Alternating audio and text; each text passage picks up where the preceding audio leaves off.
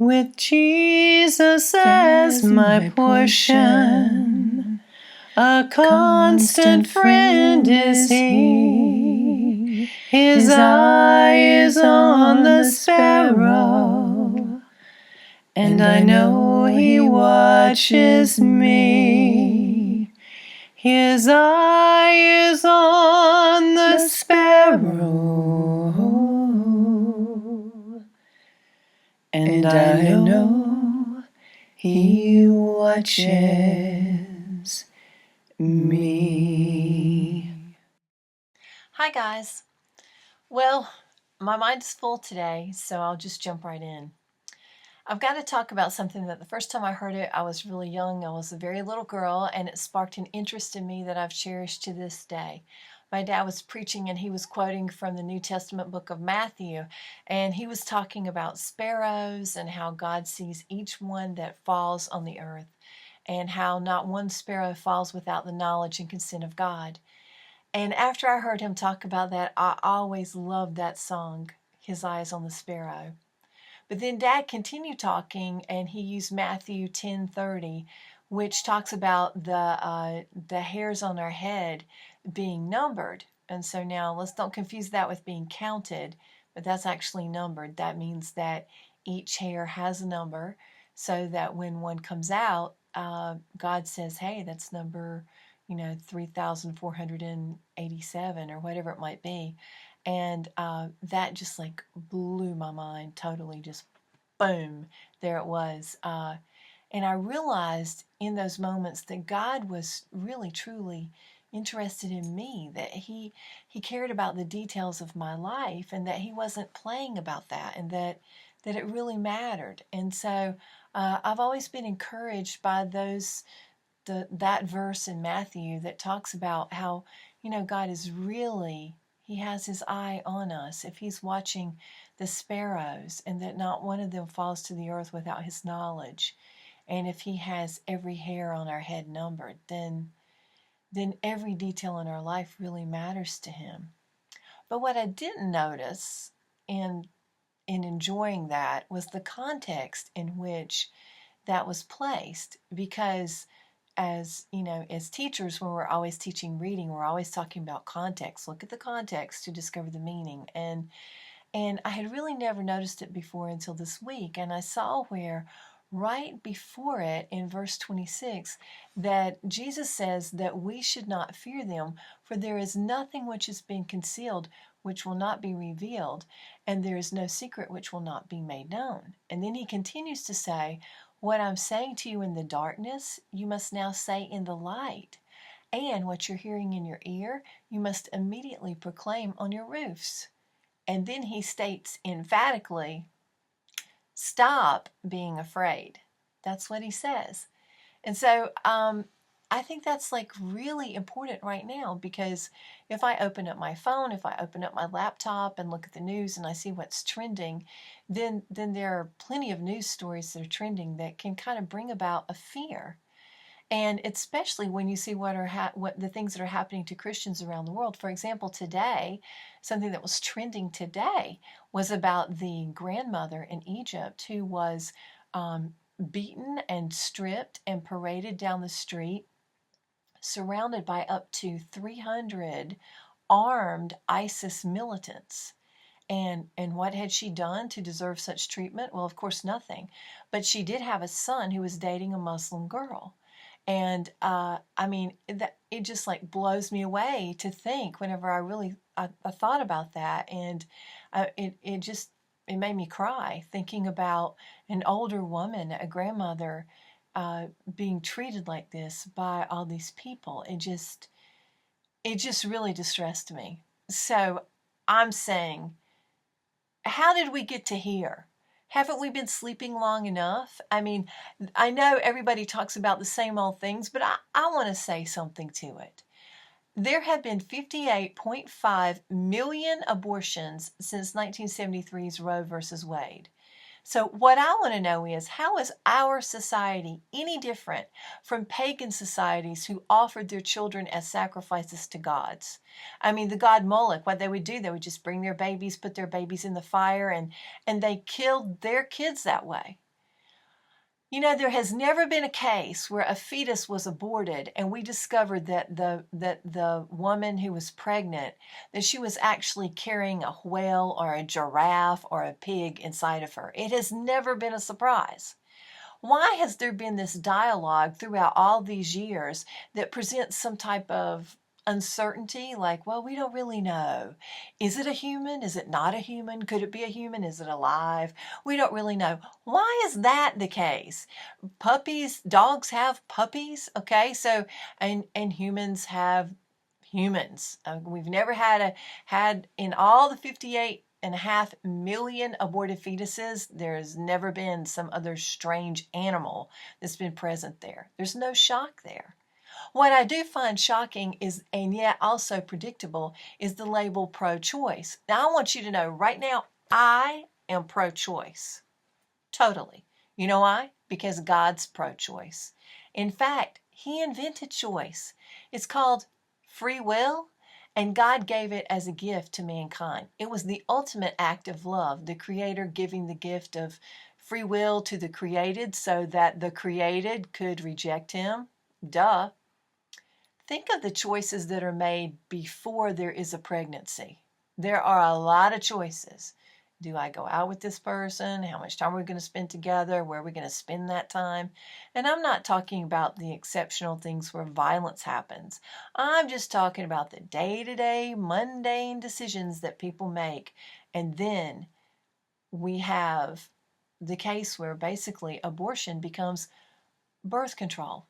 You see, abortion is not pro-choice. It's really like last choice because there are no other choices after that.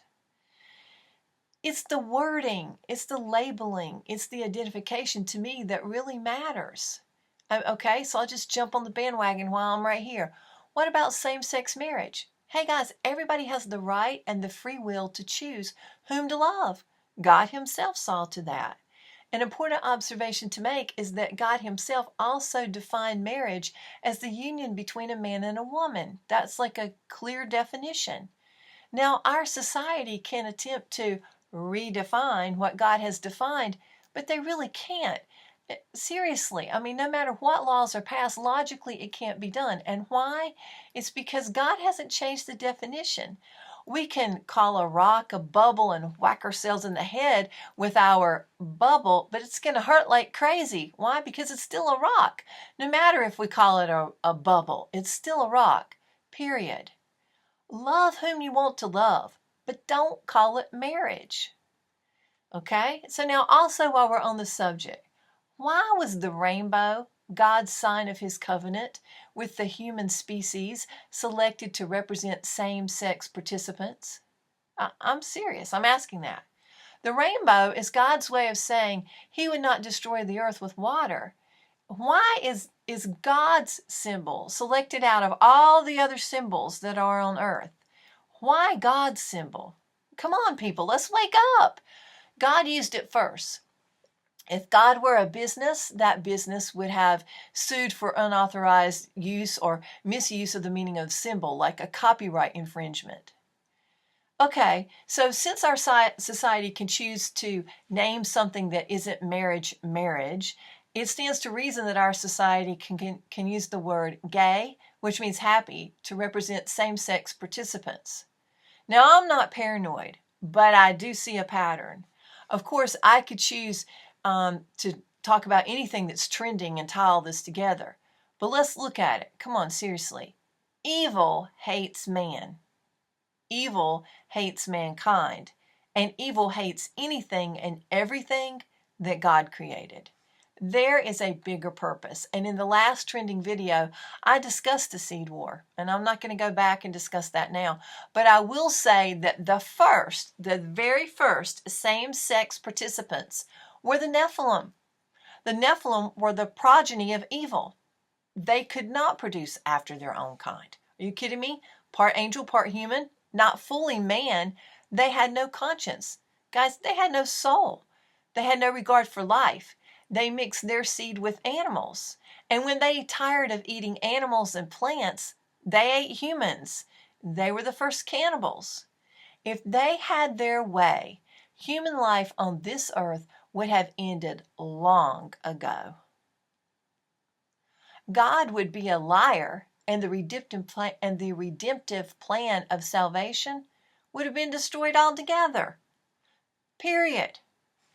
So it's important to note that even though their bodies are not with us, their remains are being found all over the earth. They're being discovered everywhere, and they are documented in the historical records of societies throughout the globe.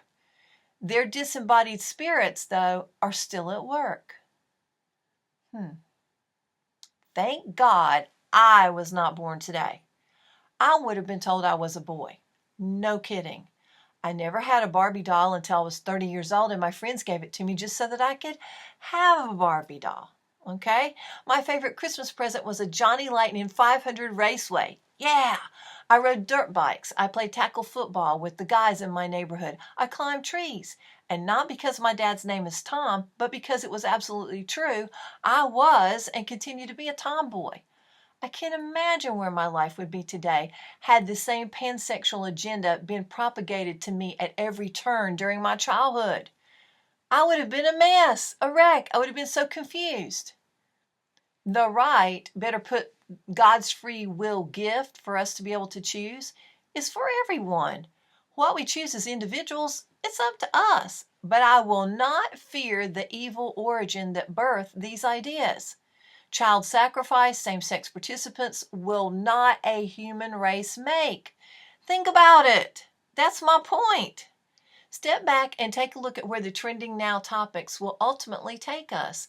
And please stop changing the meanings of words that were established to describe our world and the relationships in our world before time began. Like literally. Matthew 10:19 says, "Do not be anxious." Do not be anxious how or what you would say, for what you should say will be given to you at that moment. The Spirit of your Father, the one who speaks through you. It's time to stop being afraid. We're not to have anxiety because anxiety is a curse. Instead, hey guys, we're to have zeal and we're to be eager to accomplish the plans, the purposes, the dreams, the visions that God has placed in our hearts to accomplish. Things like forgiving others and taking care of the poor and the needy and the widows and the orphans, making a difference and taking a stand for what is right. Back to that Christian grandmother who was paraded naked in the streets of Egypt. Commenters on Facebook who were not Christian posted that if that act had happened to a Muslim grandmother, the world would be at war. So I have to ask, isn't every grandmother important? Why are we tolerating evil? Evil does not die if it's ignored. Evil grows when there is no light to shine brightly. It's time to stop being afraid. Our lives are worth more than many sparrows. When we let truth shine, there is joy in this world. God's best to you today and every day. I sing because I'm happy. I sing because I'm free. His eye is on the sparrow, and I know He watches me.